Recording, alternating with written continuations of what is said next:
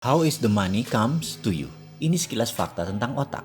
Bangsa manapun di dunia, ukuran otaknya atau volume otaknya, ukuran panjang sarafnya, jumlah pengantar kimia dalam otak, sensornya, semua sama.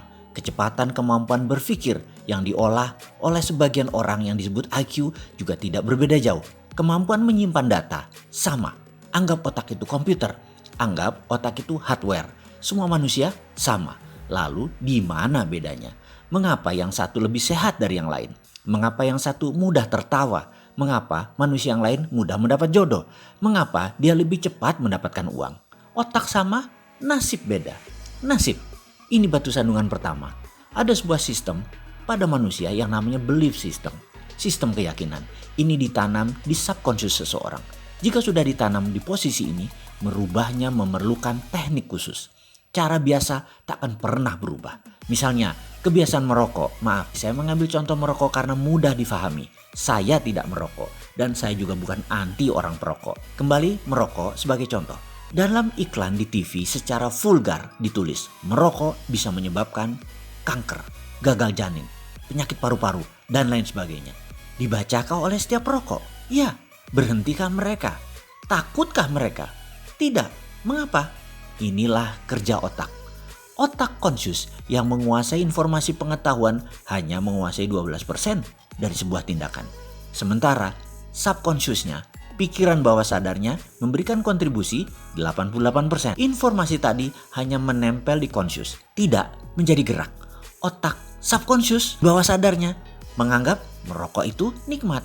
Itulah yang dilakukan karena 88% yang mengendalikan. Kita kembali ke prosperity conscious, kesadaran kemakmuran, IQ kaya, tulang kaya, balung sugih, apapun itu. Bagi Mind Master, ini adalah software kaya yang mereka miliki.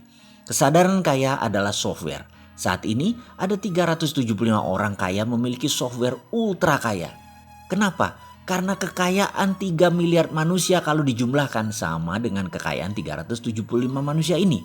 Alias yang 3 miliar manusia tidak memiliki prosperity conscious. Mulai bisa menerima? Masih berat? Di mana nasib? Ya, ini pertanyaan kecil dari sekelompok besar. Ini pertanyaan saya juga. Saya mengalami jalan kehidupan yang naik turun seperti gelombang laut selagi badai. Saya pernah memiliki materi berlimpah yang dalam 3 tahun kemudian tinggal di rumah kontrakan dengan masih menanggung hutang besar lagi. Kemudian kembali berlimpah materi yang kemudian kembali terpuruk. Balik lagi naik ke atas, lalu terbalik di puncak dengan beragam kisah. Saya banyak bertanya urusan ini, urusan jalan hidup. Hingga saya memutuskan belajar kemanapun dan mencari kemanapun untuk mendapatkan jawabannya. Sampailah saya belajar ke Ramtha School of Mind di Australia di tahun 2001. Disinilah semua terungkap, setidaknya menjawab pencarian saya. Kemudian ilmu servomekanisme ini saya kemas. Jadilah pelajaran servomekanisme bergabung dengan prosperity conscious ala Mardigu. Jujur, sejak saat itu ekonomi menjadi mudah, bisnis menjadi mudah, hubungan relasi semua menjadi mudah. Dan saya akan buktikan dengan contoh-contoh praktis dalam serial berikut ini.